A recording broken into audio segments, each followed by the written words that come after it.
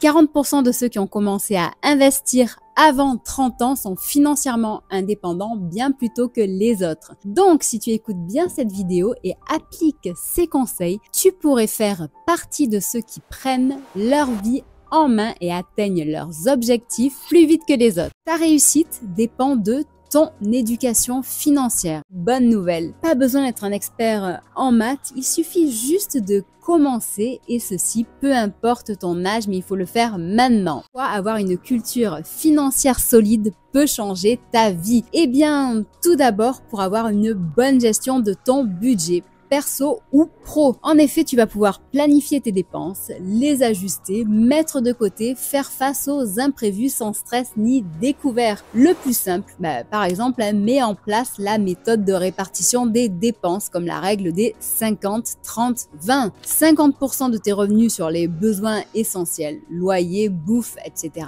30% pour te faire des petites envies, loisirs, sorties et 20% pour les économies. En effet, ce petit coussin d'épargne, tu vois, il est essentiel pour gérer les imprévus, mais aussi pour t'enrichir plus facilement en plaçant ton argent pour que ce soit lui qui travaille pour toi et non l'inverse. Ensuite, côté épargne et investissement, eh bien, tu vas comprendre l'importance de diversifier tes sources de revenus et de ne pas tout attendre et de ne pas dépendre intégralement de ton salaire. Tu vas mettre en place une épargne automatique et choisir différents supports financiers comme par exemple les livrets d'épargne pour la sécurité, mais aussi des actions et ETF qui sont un petit peu plus dynamiques, sans oublier un petit peu l'entre-deux comme le compte à terme. Allez, troisième avantage d'avoir une culture financière, eh bien c'est pour tes impôts.